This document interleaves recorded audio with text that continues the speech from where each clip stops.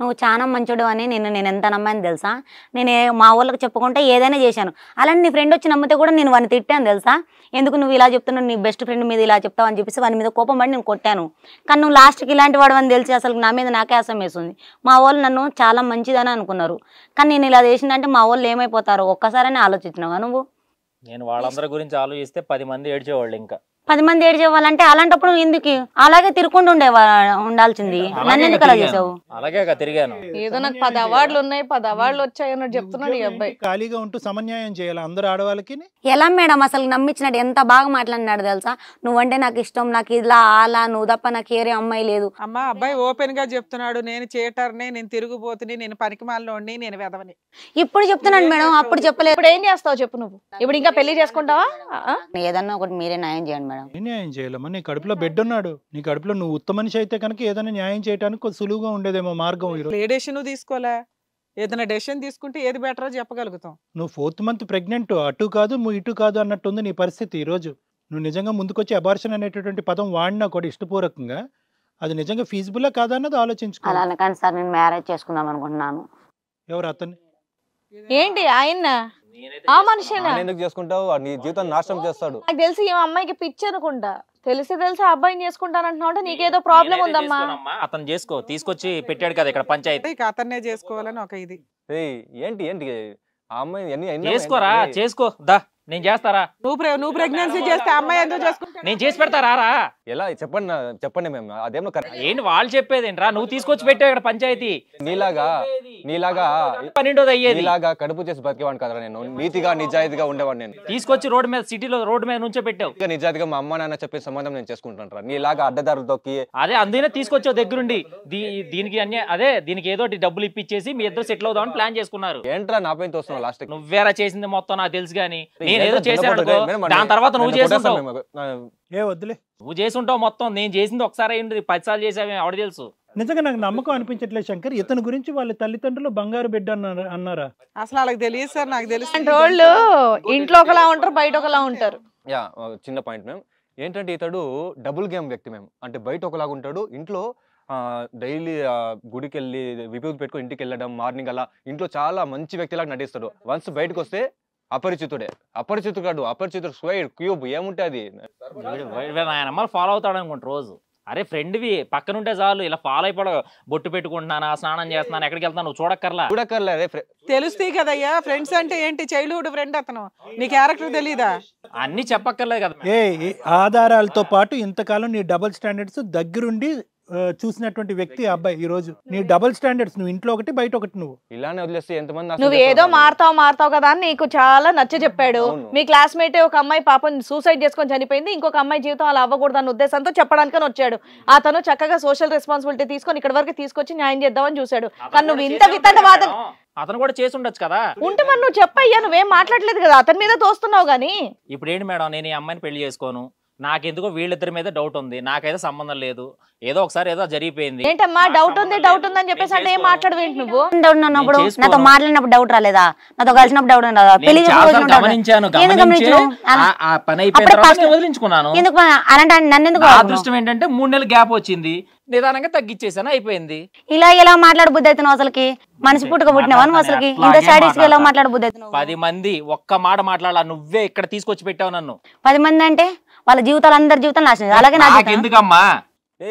నీకంతకంటే ఎందుకు? నువ్వు మనిషిగా ఎక్కువ అరే నువ్వు అసలు ఇక్కడ తీసుకురాడు. అరే నువ్వు నీ చెప్తా నువ్వు ఎలా అరే నువ్వు ఆగరా, నీ సంగతి చెప్తా. ఇక్కడ ఏం మాట్లాడు, సైలెంట్ గా ఉండు.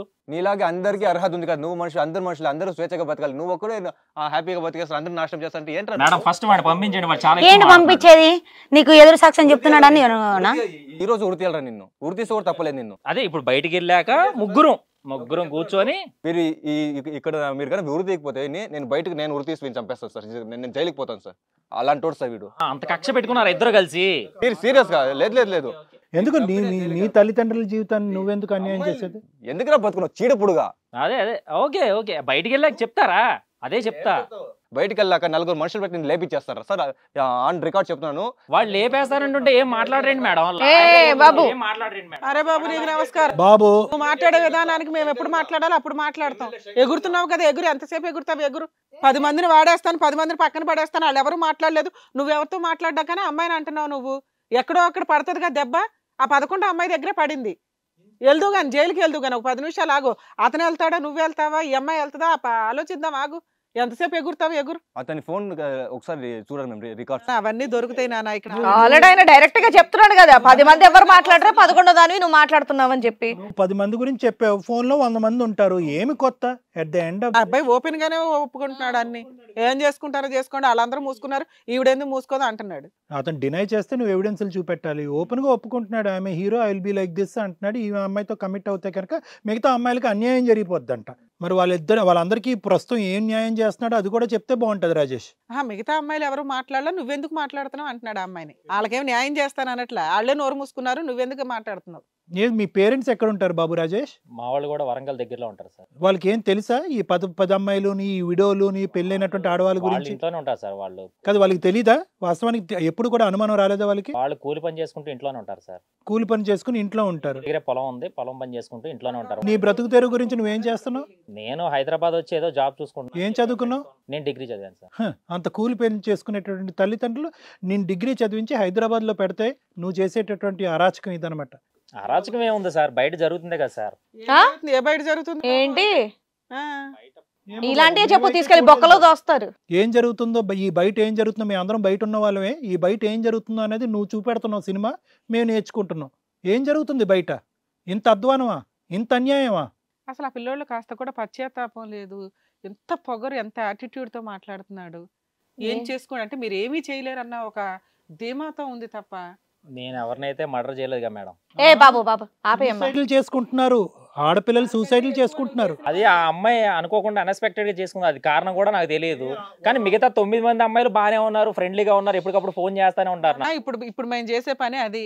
ఆ 9 మంది 10 మందికి ఒకసారి ఫోనులు చేసి, అమ్మాయి ఈయన ఎట్లాంటి వాడు, మీతోనే కాదు ఇంకా 8 మంది ఉన్నారు, మీకు ఓకేనా అని అడుగుతాం. నెక్స్ట్ మీ పేరెంట్స్కి కూడా ఇప్పుడు మీ భాగవతం గురించి తెలియాలి. అది మా రెస్పాన్సిబిలిటీ, మేము తెలియజేస్తాం. అప్పుడు నువ్వేం వాగుతావో ఆ వాగుతూ కానీ. మిగతా 9 అమ్మాయిలకి ఒకరికొకరు తెలుసా రాజేష్ కామన్ బాయ్ ఫ్రెండ్ అని? లేదంటే ఎవరికి వాళ్ళకి బ్యారియర్స్ పెట్టావా? తెలియదు సార్, వాళ్ళు తెలిస్తే ఊరుకుంటారు. చెప్పు తెలిసింది కాబట్టి ఇక్కడికి వచ్చింది. ఇంకా 9 మందికి వాడే చేశాడు మేడం. నాన్న నీకు ఆ 9 మంది తెలీదా? అసలు అందరికీ ఇన్ఫార్మ్ చేయాల్సింది, అందరూ వచ్చేవాళ్ళు ఇక్కడికి. ఈ అబ్బాయి ఫుల్ టైం జాబ్ చేసి ఉతికి అవతలేస్తే ఇంకా పోలీస్ స్టేషన్ కూడా వెళ్ళాల్సిన అవసరం ఉండేది కాదు. మా ఇంట్లో నాకు ముగ్గురు అక్కలు. మేము ఆ ముగ్గురు అక్కలకి ఏంటంటే నేను ఒక్కడనే తమ్ముడు. నేను మొత్తం పార్ట్ టైం కాదు, ఫుల్ టైం ప్లస్ ఇంకా 4 hours ఎక్స్ట్రా వర్క్ చేస్తున్నాం మేము. నాకు టైమే ఉండదు, నాకు అసలు టైమే ఉండదు. అలాంటి సందర్భంలో నాకు నేను వీనిపై ఫోకస్, నాకు అసలు వీనిపై నిన్ను హెల్ప్ అడిగింది గబుక్కుని చెప్పావు, లేకపోతే ఆ 11 మందిలో ఈవిడ కూడా ఒక ఇదే అయ్యేది లెక్క. కోసం వచ్చాను. ఇతను ఫ్రెండ్ అని చెప్పేసి ఇతనే ఒక రోజు నాకు పరిచయం చేశాడు. మిగతా ఆడపిల్లలకి ప్రెగ్నెన్సీ చేసావా? ఎప్పుడన్నా ప్రెగ్నెంట్ అయ్యారా మిగతా 9-11 మంది? అవన్నీ మామూలుగా టాబ్లెట్స్ ప్రెగ్నెన్సీలు చేయటం, తర్వాత టాబ్లెట్లు ఇచ్చి అబార్ట్ చేసేయటం. మరి ఈ అమ్మాయికి కూడా ఒక టాబ్లెట్ వేసి బయటకు వెళ్ళవలసింది కదా. ట్రై చేశాడు సార్, అవలా, సక్సెస్ అవలా. నేను నిజంగా మేడం గారు అన్నట్టు అనుకున్నాను, కానీ పెళ్లి సంబంధం కదా నిదానంగా నెగ్లెక్ట్ చేద్దాం అన్నట్టుగా చేశారు. నిదానంగా నెగ్లెక్ట్ ఇప్పుడే అయిపోయేది ఆ రోజే. అసలు ఇక్కడ దాకా వచ్చేదే కాదు ఈ గోల. అరే నీకు నిజంగా బ్రెయిన్ నుండి మాట్లాడుతున్నావా లేకపోతే నీ పిచ్చా? మేడం సమాజంలో అందరూ ఇలాగే తిరుగుతున్నారు మేడం. అందరూ ఏం కాదు, అందరూ అన్న మాట మాట్లాడకు. నీలాంటి దుర్మార్గులు అయితే దర్దులు అస్సలు ఉండరు. సైకోపాత్ నువ్వు, అర్థమైందా? అందరూ అని అనకు, అందరూ సైకోపాత్లు. సారీ, అందరూ అన్నావంటే ఇక్కడ చెప్పు తీసుకొని మొహం మీద ఇసురుతాను నేను. ఎంత కాదు, నువ్వు నన్ను పెళ్లి చేసుకుంటా లేదా మీ అమ్మలు? ఏ నీకు సిగ్గుందా అసలు? నిన్ను దన్నాలి ఫస్ట్ పట్టుకొని ఇంకొకసారి పెళ్లి చేసుకుంటావు అని అడుగుతా ఆయన్ని. చిచ్చి ఏ నీకు నిజంగా పిచ్చి పట్టింది తెలుసా? నిజంగా పిచ్చి పట్టింది నీకు. అలా కాదు మేడం, నా కడుపులో బిడ్డ ఉంది కదా, దానికోసం అన్నాని. నేను బిడ్డ గురించా మనిషి గురించా? లేదు సార్, వాడంటే నాకు ఇష్టం లేదు సార్. కేవలం ఆ ప్రెగ్నెన్సీ గురించే. ఆ బిడ్డకి తండ్రి అతను కావాలి. ఆ రాక్షసుడైనా దుర్మార్గుడైనా టెర్రరిస్ట్ అయినా నీకు ఓకే? అవు సార్, నా కడుపులో అవన్నీ పర్వాలేదు సార్. మరి తిరుగుపోతూ రోడ్డు మీద నుంచో పెట్టి అమ్మేసేలాగా ఉన్నాడు. ఏమ్మా నువ్వు ఎలాగో జాబ్ చేసుకుంటున్నావు, నీకు బిడ్డే కావాలంటే బిడ్డను ఒక్కదాన్ని పెంచుకో కావాలంటే. అలాంటి దరిద్రుడు ఎందుకమ్మా? అరే పద్దాగా నా వల్ల ఏంటంటే మీ ఇద్దరు కూడా క్లోజ్ గా తిరిగారు, మీ ఇద్దరు కూడా మాట్లాడతావేంటి? అరే ఆపరా నువ్వు బాబు, నీ నాటకాలు నాకు తెలియదా ఏంట్రా బాబు? నువ్వు చెప్పిందే నమ్ముతున్నారు వాళ్ళు. నేను నువ్వు చెప్పింది ఏ బాబా ఆపండి అమ్మా ఆపండి ఆపండి ఆపండి